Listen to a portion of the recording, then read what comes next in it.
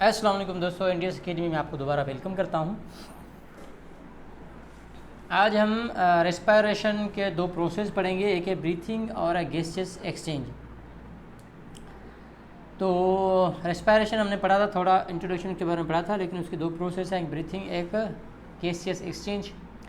Breathing को अगर आपको सिंपल शुरू में एक आइडिया दे दूं तो ब्रीथिंग उसको कहते हैं जब ऑक्सीजन जो है वो ऑक्सीजन हम इनहेल करते हैं, हमारी बॉडी में जाती है, यानी कि फेफड़ों में, हमारे लंग्स में जाती है, और लंग्स में जो कार्बन डाइऑक्साइड मौजूद होती है वो बाहर निकलती है।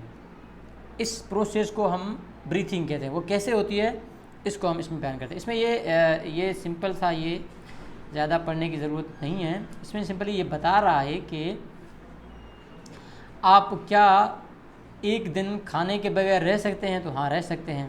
दूसरी जगह कह रहा है कि क्या हम बगैर कुछ वक्त के बगैर सांस लिए ज़िंदा रह सकते हैं, तो आंसर नो है। तो सिंपल सी बात है, ये तो अंडरस्टूड सी बात है। लेकिन अब उसी ब्रीथिंग के बारे में जो बहुत ही इंपॉर्टेंट है, जिसके बगैर हम थोड़ी देर के लिए भी नहीं रह सकते, उसको हम पढ़ते हैं। अच्छा, the breath through our respiratory system, जो हम अपनी रेस्पिरेटरी सिस्टम के थ्रू जो ब्रीथ करते हैं, सांस लेते हैं, कहता है कि उसको as you observe in figure 1.7 figure ये है, इसमें है जो लिखा हुआ है वो आपको इसमें समझा देता हूँ। कहता है जैसे हम एयर यानी कि ऑक्सीजन को इनहेल करते हैं, तो ये जो डायफ्रेगम है ये मूव्स डाउन हो जाता है, फ्लेट हो जाता है, और ये जो रिब्स हैं ये मूव्स आउट होती हैं, यानी फैल जाती हैं। इसी तरह जब एक्सहेल करते हैं, यानी सांस बाहर निकालते हैं, कार्बन डाइऑक्साइड बाहर जाती है, तो ये जो डायफ्रेगम है ये क्या होता है, ये यानी कि वापस जाता है, या ऐसा कह दें कि ये कर्व हो जाता है अपवर्ड की तरफ, जिसकी वजह से ये रिब्स बैकवर्ड आती हैं, और जिसकी वजह से एक्सहेल हो जाता है कार्बन डाइऑक्साइड का। ठीक है, अब सिंपली यहाँ पर आते हैं। कैसे कि जैसे कि main organ of respiratory system through which oxygen enters the body in order to make breathing possible of the function of the following parts is very important. जो हमने पढ़ा वो यही पार्ट्स हैं उसके। एक रिबकेज है, collection of bones that protect the delicate lungs, वो जो हड्डियाँ नुमा जो शक्ल थी, रिबकेज था, इसको रिबकेज कहते हैं। ये बोन्स प्रोटेक्ट करती हैं किसको, लंग्स को। ठीक है, उसके अलावा डायफ्रेगम जो हमने नीचे अभी देखा, ये डायफ्रेगम है, ये वाला, ये दोनों, ये डायफ्रेगम है, ये एक ही है लेकिन दोनों दो अलग अलग शक्ल में है। तो ये डायफ्रेगम है, ये नीचे वाला। अच्छा, मस्कुलर एक शीट है।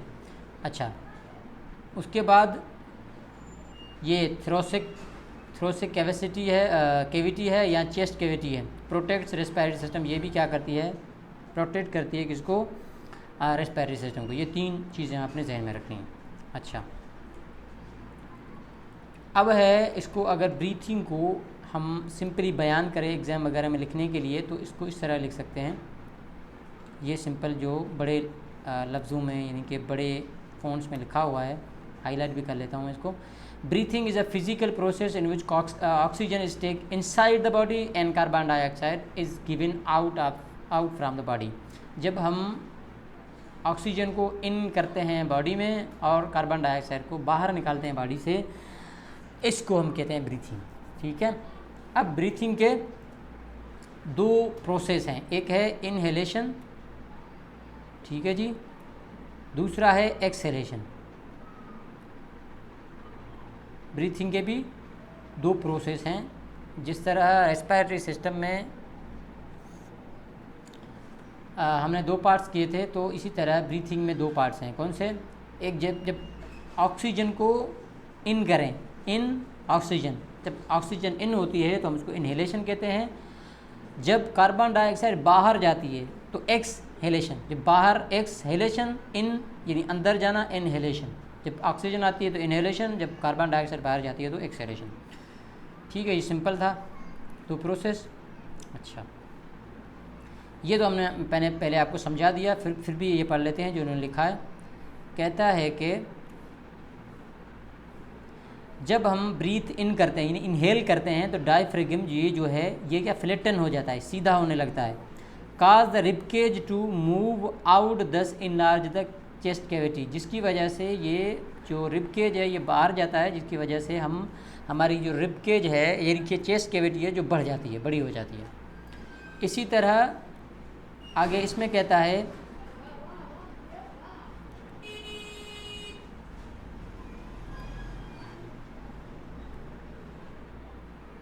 When we breathe out, exhalation जब करते हैं तो डायफ्रेगम, ये जो वाला डायफ्रेगम है ये क्या करता है, कर्व्स अपवर्ड, ये थोड़ा सा टेढ़ा हो जाता है और कर्व्ड हो जाता है ऊपर की तरफ, जिसकी वजह से रिब केज जो है वो मूव बैक, वो वापस आता है, यानी कि वो पतला हो जाता है, और decreasing the size of chest cavity, जिसकी वजह से चेस्ट कैविटी की साइज़ जो है वो कम हो जाती है। ये था सिंपली ब्रीथिंग का सारा प्रोसेस। ठीक है, अब आगे आते हैं गैसियस एक्सचेंज। गैसियस एक्सचेंज क्या है, कहता है कि आपने जैसे पढ़ा कि भाई diaphragm, rib cage and thoracic cavity, जिसकी वजह से ऑक्सीजन जो है एटमॉस्फेयर से इनसाइड लंग्स के अंदर आती है।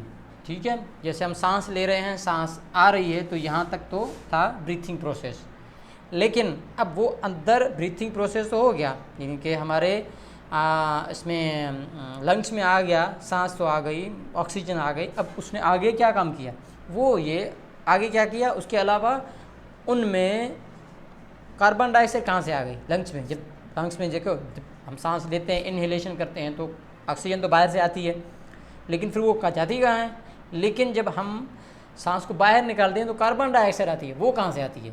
तो ये चीज़ें पढ़ रहे हैं, इसको हम गैसियस एक्सचेंज कहते हैं। The exchange of gases between alveoli and blood capillaries is called gaseous exchange, यानी कि जो गैस का एक्सचेंज होता है एल्वेओली, यानी कि ऐसा कह रहे हो कि लंग्स, ठीक है, लंग्स और ब्लड कैपिलरीज के बीच में जो गैसियस एक्सचेंज होता है उसको हम क्या कहते हैं, गैसियस एक्सचेंज। ठीक है, अब आगे कहता है कि alveoli have a microscopic structure consisting of a single cellular layer। alveoli क्या है, एक माइक्रोस्कोपिक स्ट्रक्चर है जिसमें सिंगल सेलुलर लेयर होती है। ठीक है, सिंगल सेलुलर लेयर होती है। They are completely surrounded by blood capillaries, जिसको चारों तरफ से ब्लड कैपिलरीज होती हैं।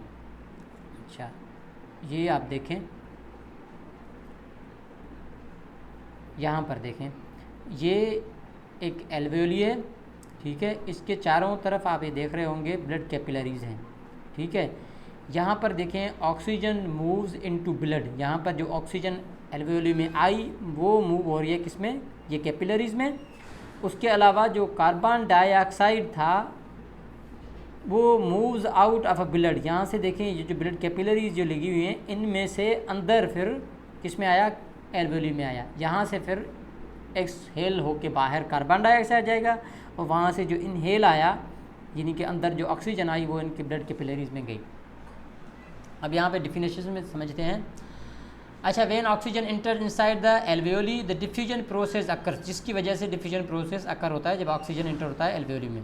तो oxygen from alveoli high level diffuse into blood, जो हाई लेवल ऑक्सीजन होता है वो डिफ्यूज़ होता है ब्लड कैपिलरीज में, और लो लेवल जो ब्लड कैपिलरीज में लो लेवल होता है वहाँ पर हाई लेवल होता है, तो वो हाई लेवल लो लेवल की तरफ मूव होता है। Whereas carbon dioxide from the blood capillaries, जो कार्बन डाइऑक्साइड होता है वो वेस्ट प्रोडक्ट होता है, वो ब्लड से निकलता है, ब्लड में हाई लेवल होता है ब्लड कैपिलरीज में, डिफ्यूजेज इनटू एल्वेओली, जबकि एल्वेओली में कार्बन डाइऑक्साइड होता ही नहीं है क्योंकि कार्बन डाइऑक्साइड जो भी था वो बाहर निकल गया।